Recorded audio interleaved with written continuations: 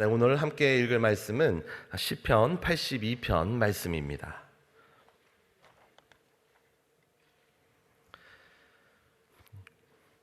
시편 82편 말씀입니다. 우리 다 같이 합독하시겠습니다. 하나님이 하나님의 회 가운데 서시며 재판장들 중에서 판단하시되 너희가 불공평한 판단을 하며 악인의 낫 보기를 언제까지 하려느냐. 가난한 자와 고아를 위하여 판단하며 곤란한 자와 빈궁한 자에게 공의를 베풀지며 가난한 자와 궁핍한 자를 구원하여 악인들의 손에서 건질지니라 하시는도다. 저희는 무지무각하여 흑암 중에 왕래하니 땅의 모든 터가 흔들리도다. 내가 말하기를 너희는 신들이며 다 지존자의 아들들이라 하였으나 너희는 범인같이 죽으며 방백의 하나같이 엎더지리로다. 하나님이여 일어나사 세상을 판단하소서. 모든 열방이 주의 기업이 되겠음이니이다. 아멘. 할렐루야. 네, 우리의 말씀 한 구절 더 보겠습니다. 미가서 6장 8절 말씀입니다. 제가 가진 성경에는 구약 1296면에 있습니다. 미가서 6장 8절 말씀입니다. 네, 미가서 6장 8절 구약 1296면 정도에 있습니다. 네, 찾으셨으면 우리 합독하시겠습니다. 사람아, 주께서 선한 것이 무엇임을 내게 보이셨나니 여호와께서 내게 구하시는 것이 오직 공의를 행하며 인자를 사랑하며 겸손히 내 하나님과 함께 행하는 것이 아니냐. 아멘. 네, 어제 우리는요 시편 81편을 통해서 하나님 앞에 불순종하며 찬송하지 않는 자들을 향한 하나님의 말씀을 들었습니다. 하나님께서 광주리를 내려놓게 하셨습니다. 뇌성의 은은한 곳에서 응답하셨습니다. 곧 구원하시고 하나님의 언약 백성으로 삼으셨습니다. 그런데도 불구하고 무리바 물가에서 시험하실 때 이스라엘 백성들은 불평하고 원망하고 하나님 앞에서 떠나갔던 것을 우리는 알 수가 있었습니다.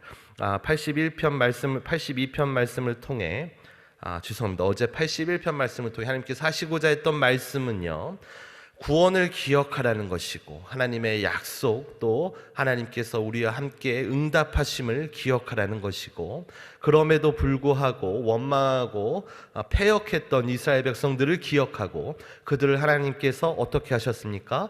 내버려 두셨죠. 그의 임의대로 함께 하셨죠. 그렇게 함으로 말미암아서 그들이 점점 더 패망의 길로 갔던 것을 기억하라는 것입니다. 그러므로 하나님 앞에 다시 돌아와서 순종하고 주의 의의 길을 따르라. 그리하면 이 대적을 물리치시고 너희로 만족해 하리라 하셨던 말씀이 바로 어제 읽었던 시편 81편이라고 할 수 있겠습니다. 오늘 82편은요 그 의의 길을 행하는 것, 또 하나님의 말씀을 청종하는 것에 대해서 말씀하고 더 구체적으로 말씀하고 있습니다. 그런데 오늘 효와 행복을 보시면 이와 같은 내용이 아주 잘 정리가 돼 있어서 저는 조금 더 포괄적인 말씀을 드리고자 합니다. 그리고 포괄적이지만 하나님의 원하시는 우리 인생들의 모습에 정확하게 콕 집어서 말씀하신 그 미가서 6장 8절 말씀을 통해 우리가 어떻게 하나님의 백성답게 살아갈 수 있는지에 대해서 말씀을 전하고자 합니다. 미가라는 이름의 의미는요, 사실 미가야라는 그 문장의 축약형입니다. 미가야는 어떤 뜻이냐면 누가 여호와, 곧 누가 여호와와 같은가라는 의미를 가진 말이 미가야인데요, 이것을 줄인 것이 미가라는 것이죠. 그러므로 미가서에는 어떠한 내용이 담겨 있겠습니까? 하나님께 합한 자의 모습의 삶이 담겨 있습니다. 오늘 우리가 읽은 이 말씀 6장 8절 말씀은요, 바로 하나님께 합한 사람의 주제로 쓰여진 이 미가서의 주제가 되는 말씀입니다. 나아가서 소선지서가 우리가 소예언서라고 하는 것이 12권이 있습니다. 그 12권이 내용이 작아서 소예언서지 대예언서보다 내용이 중요하지 않아서 소예언서인 것은 아니지요. 굉장히 중요한 하나님의 말씀들이 담겨 있는데요. 이 소예언서의 특징이 있다면 수미쌍관이라고 하는 문학적인 법칙이 있는데요. 머리와 꼬리가 이렇게 좀 관련이 돼 있다라는 의미예요. 그래서 12선지서 소예언서 첫 번째 소예언서와 12번째 소예언서의 의미가 조금 연계가 되어 있습니다. 그리고 두 번째와 11번째, 세 번째와 10번째 점점 가운데로 오지요. 그러면 여섯 번째와 일곱째는 그 소예언서 전체에 핵심 내용들이 담겨 있을 것입니다. 그 자리에 있는 것이 바로 미가서입니다. 오늘 미가서 6장 8절 말씀은 그래서 소예언서 12권의 핵심이 되는 주제 말씀이다 라고도 잘 알려져 있는 말씀이 바로 오늘 우리가 합독한 미가서 6장 8절 말씀이라는 것이죠. 그러면 우리가 이 말씀을 통해서 하나님께서 우리에게 바라시고 원하시는 인생의 모습에 대해서 하나하나 살펴보고자 합니다. 첫째로 하나님께서 우리에게 권면하시는 인생의 모습은 공의를 행하는 것입니다. 할렐루야! 공의를 행하는 것입니다. 공의가 무엇입니까? 요즘에 담임 목사님께서 공의에 대한 설교 말씀을 전해주고 계시죠. 공의는요, 공평과 정의를 줄임말이죠. 그래서 히브리어로는 미시파트, 체다카라고도 얘기를 하기도 하는데요.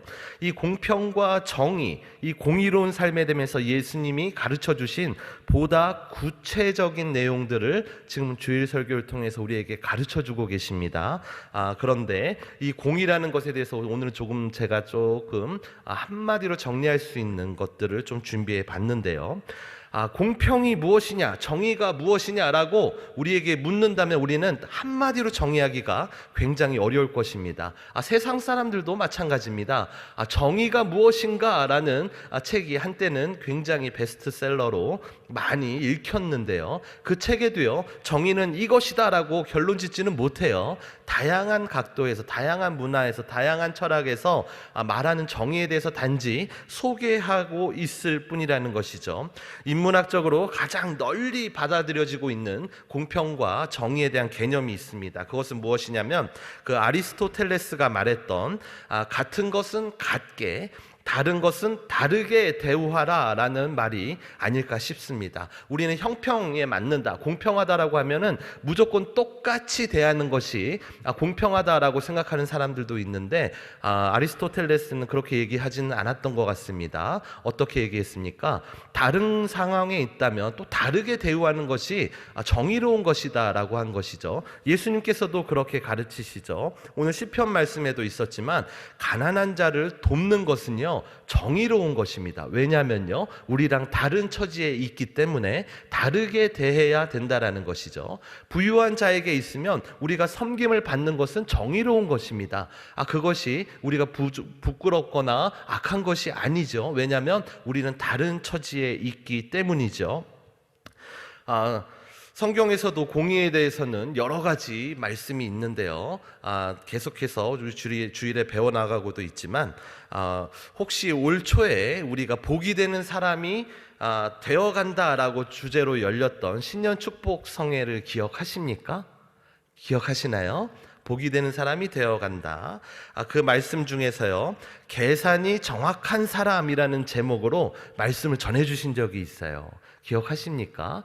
아브라함의 이야기였는데요. 저는 그 말씀을 들으면서 공의가 바로 이런 것이구나 라고 깊이 공감하게 되었습니다. 그래서 저는 공의에 대한 성경의 여러 가지 가르침 중에 계산이 정확한 사람을 공의로운 사람으로 정의하고 싶습니다. 공의는요 외적인 것이 아니라 내적인 것입니다. 외모로 판단되는 것이 아니라 마음으로 판단되는 것입니다. 자신에게 계산이 정확한 사람이 바로 공의로운 사람이라는 것이죠. 계산이 정확한 사람이다라는 것은 계산적인 사람이다라는 것과 분명히 구분되는 말입니다. 계산적인 사람은요 선택이 가능한 여러 가지 수단과 방법 중에 오직 자신에게 자신의 유익에 최우선으로 맞춰서 선택하는 사람을 계산적인 사람이다라고 한다면, 계산이 정확한 사람이다라는 것은요, 어떠한 상황을 바르게 이해하고 그에 가장 합당한 선택을 내리는 사람이라는 것이죠. 계산이 정확하기 때문에 탐욕에 매이지 않습니다. 그러므로 계산이 정확하기 때문에 감사할 수가 있는 것입니다. 계산이 정확하기 때문에 거짓에 치우치지 않는 것이고요, 진실하게 살아갈 수 있는 것입니다. 계산이 정확하기 때문에 우리에게 주신 그 은혜, 넘치게 받은 은혜를 또한 필요한 다른 이에게 기꺼이 나누어줄 수 있는 사람입니다. 하나님께서 우리에게 은혜를 주실 때는요, 우리가 가진 그릇에 찰랑찰랑 찰 만큼만 주시지 않습니다. 성경에 보시면 넘치게 주신다고 하셨어요. 왜입니까? 나누라고 하신 것이죠. 나누라고 그렇게 주시는 것입니다. 계산이 정확한 사람이기 때문에 우리가 받은 이해를 정확하게 바라보고 남는 것을 나누어 줄 수 있다라는 것이죠. 남는 것이 이만큼 남았습니까? 아니요. 넘치도록 주셨기 때문에 풍성하게 남아 있습니다. 그래서 우리는 얼마든지 나눌 수 있는 사람이라는 것이죠.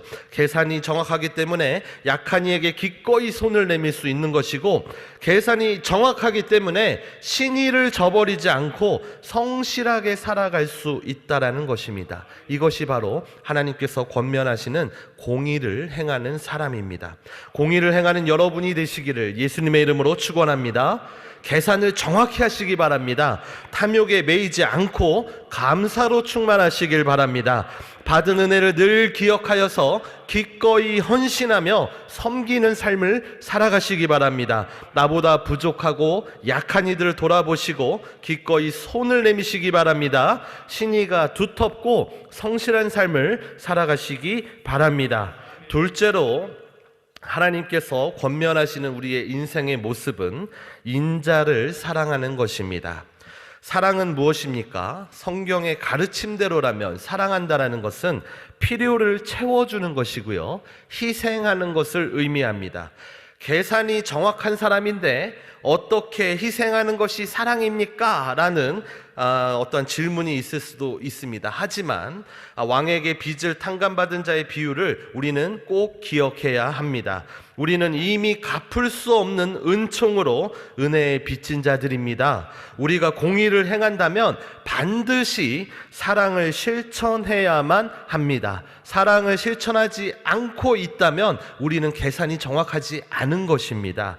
목이 마른 자는 마시우게 하는 것이고요, 줄인 자에게는 먹이는 것이고, 우는 자와는 함께 울고 기뻐하는 자와는 함께 기뻐하는 것이 바로 사랑입니다.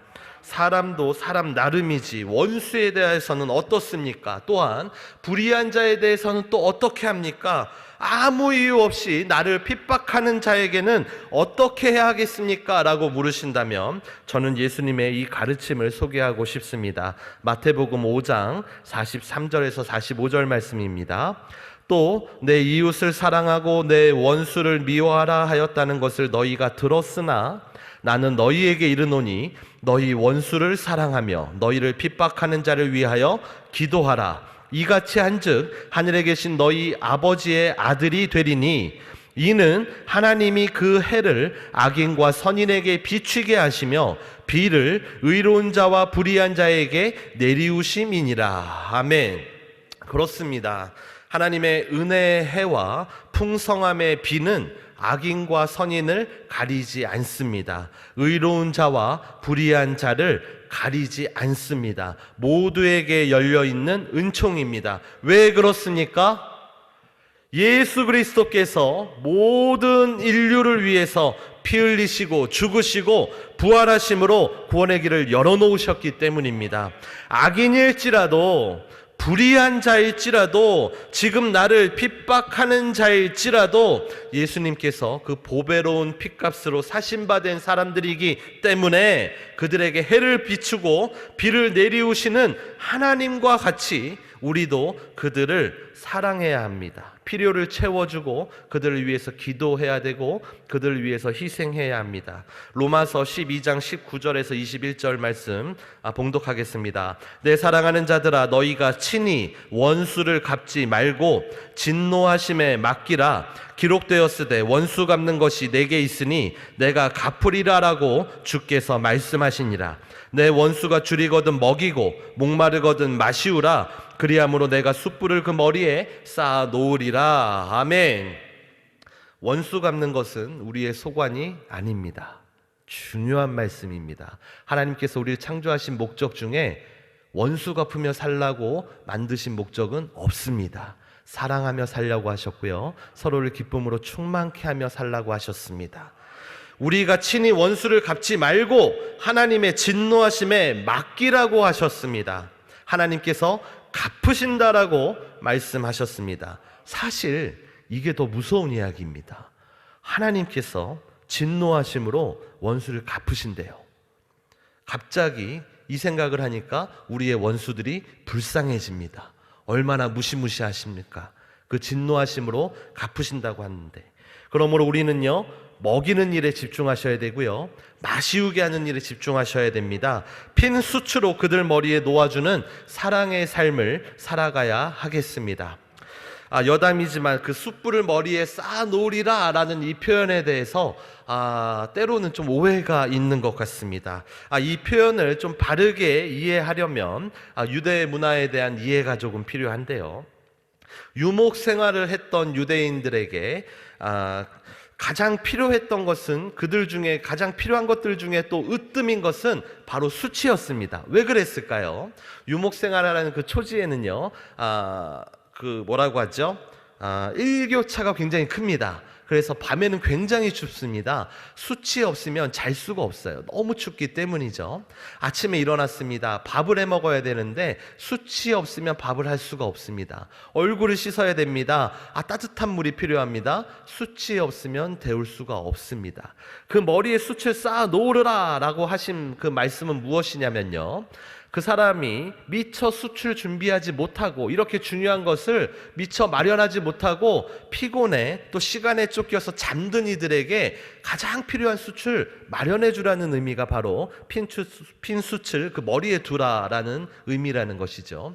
그런데 이것을 좀 잘못 해석하시는 분은 머리에 그 숯 때문에 뜨거워져서 그분이 회개하게 하라 이렇게 의미를 이해하시는 분들도 있는데 그렇지가 않습니다. 성경 잠언 25장 21절에서 22절에도 이렇게 말씀하십니다. 내 원수가 배고파하거든 식물을 먹이고 목말라 하거든 물을 마시우라. 그리하는 것은 핀 수치로 그의 머리에 놓는 것과 일반이요 여호와께서는 너에게 상을 주시리라. 자, 배고픈 자를 먹이고 목마른 자를 마시우게 하는 게 수치로 그 머리에 두는 것과 같은 거래요. 무엇입니까? 필요를 채워주는 것이죠. 우리는요, 원수에게 무엇을 해야 됩니까?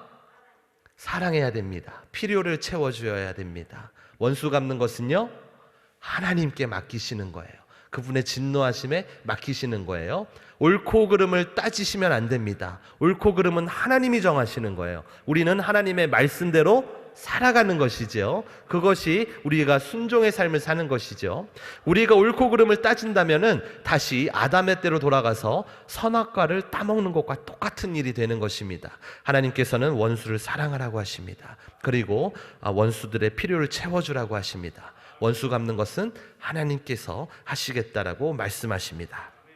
한편 사랑은요, 기쁨으로 충만케 하는 것입니다. 곧 영화롭게 하는 것입니다. 이것이 곧 하나님의 형상입니다. 하나님은 창세전부터 성부, 성자, 성령 삼위일체 하나님으로서 서로를 기쁨으로 충만케 하는 영화로운 관계를 가지고 계셨습니다.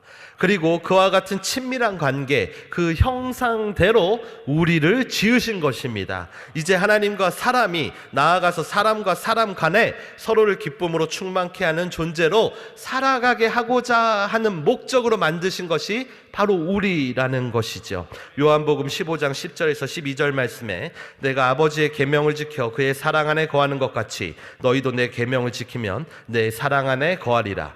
내가 이것을 너희에게 이름은 내 기쁨이 너희 안에 있어 너희 기쁨을 충만하게 하려 함이니라. 내 계명은 곧 내가 너희를 사랑한 것 같이 너희도 서로 사랑하라 하는 것이니라. 아멘. 우리가 서로를 사랑하고 섬기는 것이 예수님의 계명을 지키는 것입니다. 예수님의 사랑 안에 거하는 것이고요, 이것이 우리를 지으신 하나님의 뜻입니다.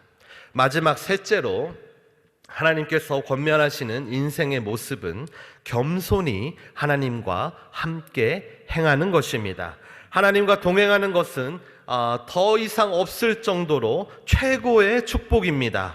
그리고 그 복을 우리에게 간절히 주기 원하시는 분이 바로 우리 하나님, 우리 아버지 하나님이십니다. 그러므로 겸손히 나와 함께 행하자라고 우리를 권면하고 계신다라는 것이죠. 하나님과 동행한다라는 것은요, 하나님과의 만남, 그 만남, 순간적인 만남이 지속되는 것을 의미합니다. 하나님과의 만남, 바로 예배를 의미한다는 것이죠. 우리가 예배한다라는 것은 무엇입니까? 하나님과 만난다라는 것이죠. 아멘. 하나님과 만난다라고 하는 것은 만나지 않은 상태에 있었다라는 것이죠.